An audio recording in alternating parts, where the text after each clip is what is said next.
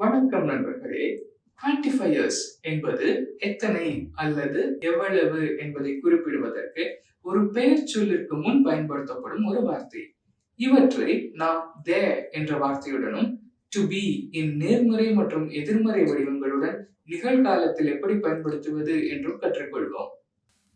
some மற்றும் any ஆகியவை குவான்டிஃபயர்ஸ். some என்ற சொல் நேர்மறை வாக்கியங்களிலும் any என்ற சொல் எதிர்மறை வாக்கியங்களிலும் பயன்படுத்தப்படும். is மற்றும் are ஆகியவை to be இன் நிகழ்காலத்தின் நேர்மறை வடிவங்கள். இவற்றை there is, there are, there is some, there are some என்று நிகழ்காலத்தில் பயன்படுத்தலாம். isn't, aren't ஆகியவை to be இன் நிகழ்காலத்தின் எதிர்மறை வடிவங்கள்.